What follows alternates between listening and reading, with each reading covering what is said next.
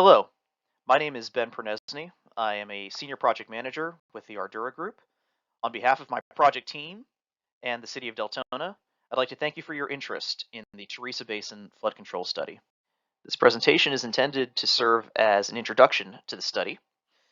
We'll discuss some of the background and the history of the Theresa Basin and why it is so particularly flood prone, with a focus on what happened during Hurricanes Ian and Nicole in the fall of 2022.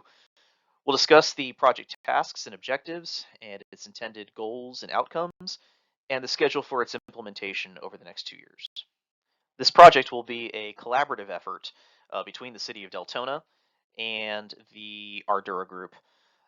Within the city, this project is being overseen by several staff within the Public Works and Water departments. On the consultant side, the Ardurra Group is the prime consultant leading the study. We are assisted in this regard by Atkins Reali, sub-consultant who will be assisting with the stormwater modeling efforts that we will be discussing later on. In addition to this pre-recorded presentation, there will also be a live public meeting held on Wednesday, January 31st from 6 to 8 o'clock at the Center at Deltona. And we highly encourage all of you to attend the live meeting as well, either in person or remotely through a Microsoft Teams link, which is available on the same project website on which you are viewing this video. Your participation, again, is highly recommended. This will be a great opportunity if you have any questions regarding the study or any feedback that you would like to provide regarding your flooding experiences within the basin. This will be a great opportunity to bring those to the attention of the Ardurra Group and city staff who will be in attendance at that meeting. So let's talk a little bit about the Theresa Basin. The basin encompasses an area of approximately 36 square miles, including the most of the northern and eastern halves of the city of Deltona itself. The basin does also extend a bit further north into areas of unincorporated Volusia County, as well as the southern portions of the cities of Lake Helen and DeLand. The primary hydrologic feature of the Theresa Basin is its series of interconnected lakes. These start from around Lake Colby up in the northwestern portion of the basin and cascade to the south and to the southeast, eventually getting down to Lake Doyle at the southern border of the watershed.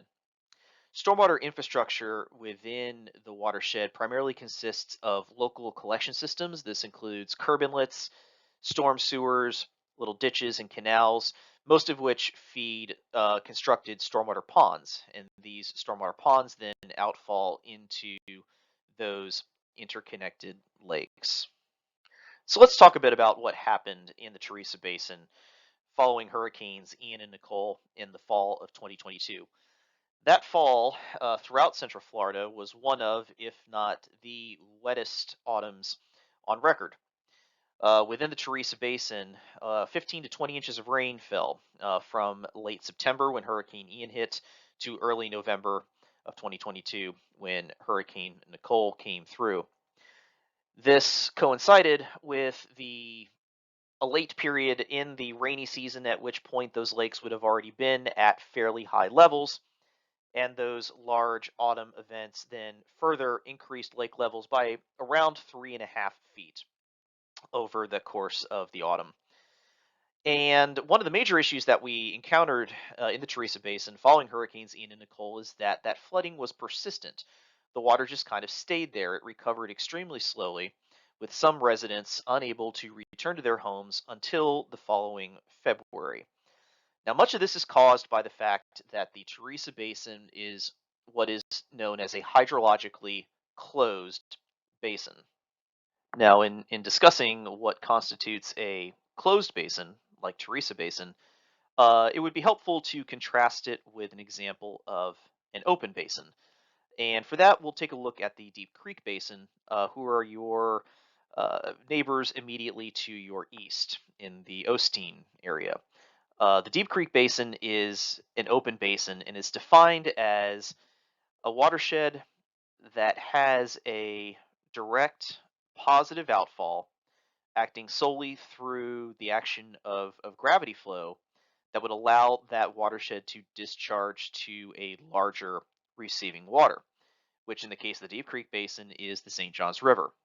All of the runoff in the area is going to make its way into Deep Creek proper or into its tributaries like the Lake Ashby Canal. That water will flow to the south and eventually dump into the St. Johns River downstream of Lake Harney. In an open basin, since that water has somewhere to go, typically a flood can recover significantly faster. That's not the case, though, with the Theresa Basin. In the case of Theresa Basin, runoff eventually will make its way into the series of interconnected lakes. And again, those lakes cascade from the northwest down to the southeast. But when it gets down to the southern portion of the basin, there's nowhere for the water to go. There is no direct positive gravity outfall that allows water to get out of the Theresa Basin. And so therefore, the water then starts stacking up and backing up into that interconnected lake system, which is the cause of the flooding and the persistent flooding that was seen in the basin during Hurricanes Ian and Nicole. In a closed basin like Theresa, the primary methods by which water can get out of the basin is either through infiltration and percolation into the groundwater aquifers or evaporation into the atmosphere. Both of those processes are much slower than surface water discharge like you would see in the Deep Creek Basin. As of now, there are only two surface water outfalls that allow water to get out of the Theresa Basin. There is a small pump station constructed on Lake Windsor, which allows water to be discharged over into the Deep Creek Basin. And down at Lake Doyle, there is a emergency outfall system with a 60-inch pipe and ditch that allows some discharge from Lake Doyle down to Lake Bethel. Let's take a couple minutes to discuss that emergency outfall system at Lake Doyle and its history. It was constructed back in 2003 under an emergency order.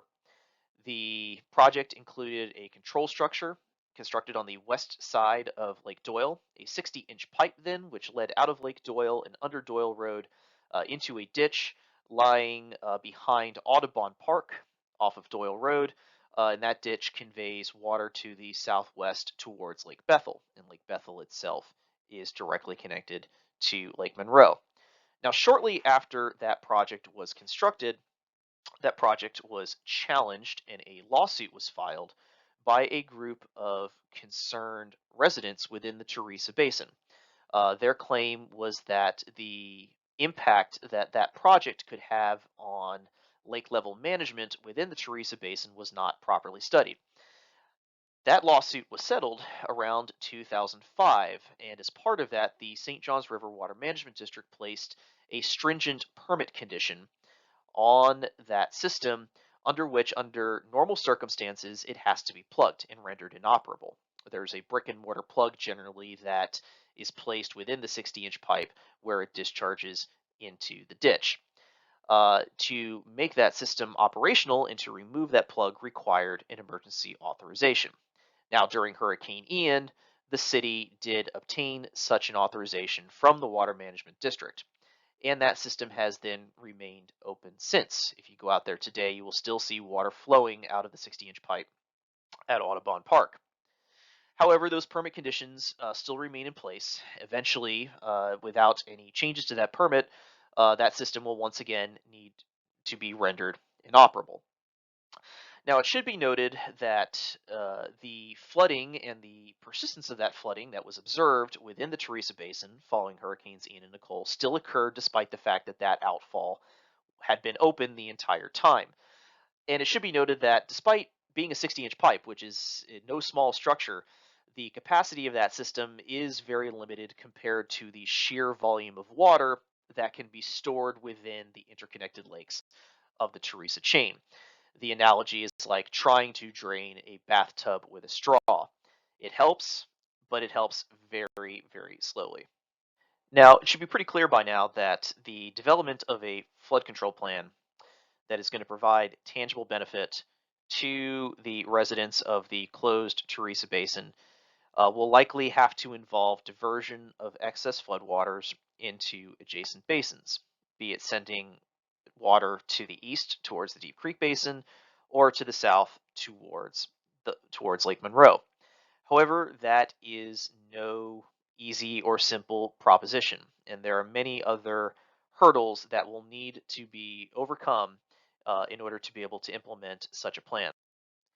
A feasible, permittable plan will need to make sure that such diversions will not degrade the water quality of the downstream receiving water. This will be particularly important for any proposed discharges towards the south towards Lake Monroe, which is already an impaired water covered under a statutory basin management action plan. A feasible, permittable flood control plan will need to ensure that by diverting excess floodwaters out of Theresa Basin, we would simply not be moving the flooding problems downstream, that those diverted flows would not cause or exacerbate existing flooding issues, regardless of where that water gets discharged. Then there is the very valid question of lake level management. We would need to ensure that whatever system or whatever flood control plan is proposed, that it would not have significant impacts on the hydrology and the behavior of the Theresa chain of lakes under non-flooding or shall we say normal conditions. In particular, several of the lakes within the Theresa Basin are regulated by the St. Johns River Water Management District under its minimum flows and levels program, which sets target ranges that would indicate the sustainable management of those lakes and its connected water resources.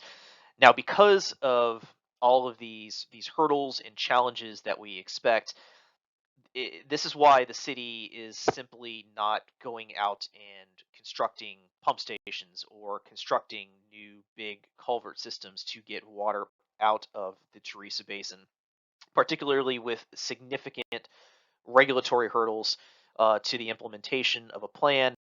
That is what has necessitated this study that we are discussing today.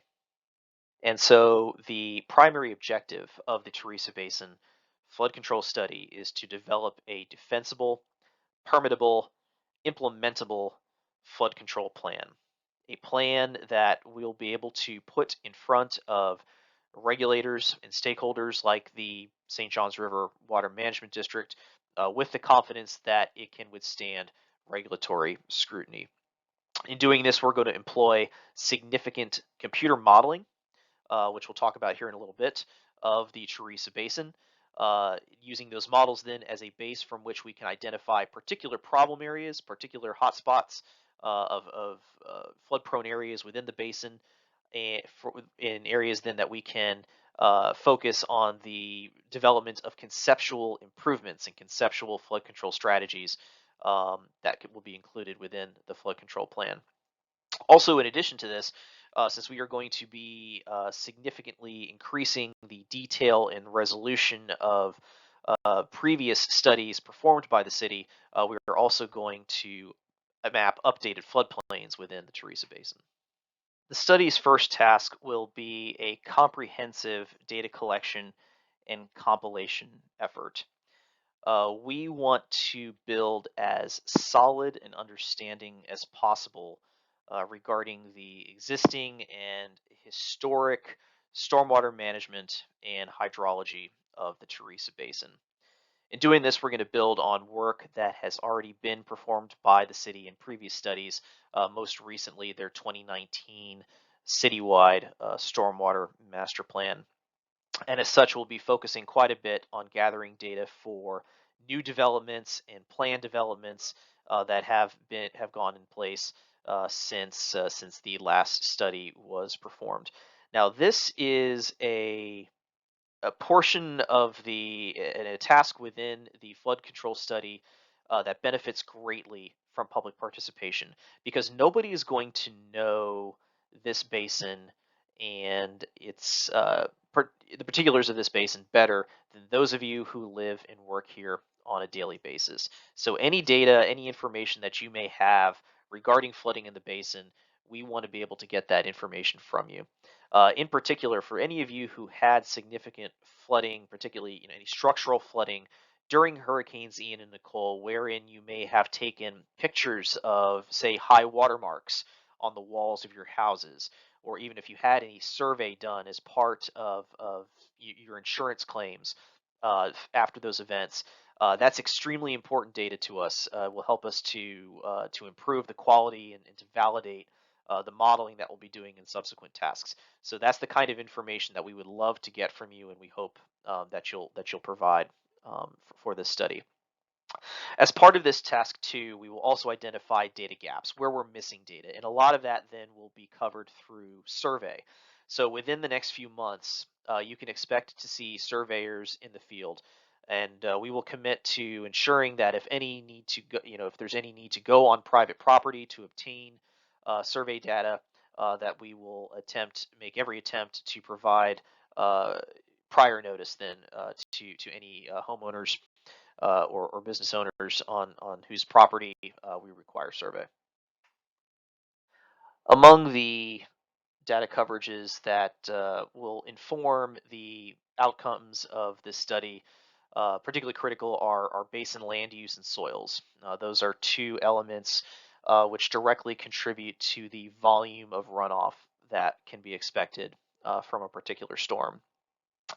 As you can see here, the majority of the basin, approximately 50%, is of the Theresa Basin is low and medium density residential development, and the majority of the basin is characterized through the presence of well draining sandy soils with areas of less well drained soils, particularly in and around the wetlands and lakes of the Theresa Basin. Following our data collection task, we will proceed to develop computer models of the Theresa Basin. Now, these models are going to allow us to simulate how the basin, the interconnected lakes, the stormwater ponds, and the existing and planned stormwater infrastructure within the basin will behave and react when subjected to a storm of a certain volume and duration. We call these design storms, and they are developed through statistical analysis of historic rainfall data for an area. We hear a lot in the news about the 100-year storm or the 100-year flood, and how that is been determined for the city of Deltona is again through statistical analysis of historical rainfall data and patterns. It's been determined that a storm that would provide 11.4 inches of precipitation in a 24-hour period, that particular hypothetical event would have a 1% chance of happening within a given 1-year period. And you take the inverse of that 1%, and we call that the 100-year return period storm. As you can see, we are going to run a whole series of design storms from the mean annual event. This is about a 2-year storm through the 500-year storm, and we'll be simulating that for 24-hour storms, as well as 96-hour storms, which are the duration of storm typically used by the St. Johns River Water Management District when evaluating modeling for closed basins specifically. So the results of those models are going to be used to help us to confirm known flooding areas and identify potential additional areas that can be flood prone. We'll be able to use the results of those models to map floodplains for the various different types of storms, including that 100-year storm then, from which then we can potentially approach FEMA with some map updates. We'll talk about that in a little bit. And again, this is going to provide us a basis then to identify locations and strategies then for capital improvement projects and other projects then to reduce flooding. Those design storms are very useful tools for simulating and projecting flooding, particularly in open basins. But when it comes to closed basins like the Theresa Basin, um, they are of less utility. In particular, as I had mentioned previously, for a basin like Theresa, the primary methods by which water would leave the lakes and the other surface water bodies is through recharge and infiltration into the groundwater aquifers, as well as evaporation into the atmosphere. These are a couple of parameters that tend to be either ignored entirely or overly simplified in traditional design storm modeling. But since they're going to be so important for determining how the Theresa Basin is going to behave, we're going to supplement the design storm modeling with what are called long-term continuous simulation models.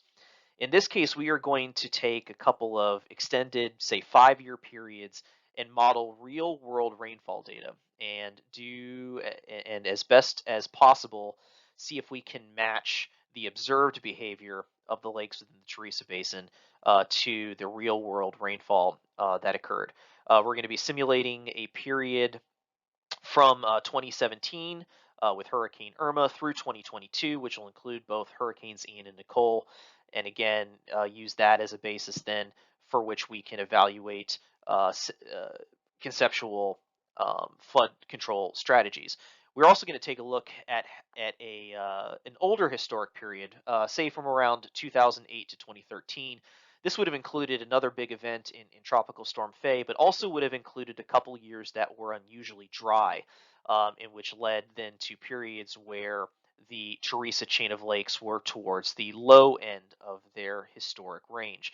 And this is going to help us to evaluate, in particular, how any proposed flood control strategies would be expected to impact those lakes in that lower range, and ensure that we are not going to be proposing anything that would run afoul of the water management district's minimum flows and levels for certain lakes, and generally reduce the impacts to the normal hydrologic behavior of the lakes to the greatest extent practical. Now, once those models have provided a solid foundation, we will evaluate proposed and conceptual capital improvements to provide tangible flood control benefit to the residents of the Theresa Basin. As mentioned previously, the primary focus of our CIP task is going to be looking at getting excess floodwaters out of the basin. This may include things like stormwater pump stations and force mains that would pump water down to into the Lake Monroe Basin or over into the Deep Creek Basin, or the potential of new and modified gravity outfalls similar to the existing emergency overflow at Lake Doyle. Other strategies that we'll be looking at include stormwater reuse. How can we make beneficial use of some of these excess floodwaters? These could include things like augmenting reclaimed water sources with excess stormwater, or alternative water supply projects. One particular conceptual idea that we're already working with the water management district on is pumping excess water over to a conservation area within the Deep Creek Basin, which can be used for alternative water supply. Other more conventional capital improvements that we'll be evaluating include stormwater ponds, both large and small, both for regional flood storage as well as for stormwater treatment.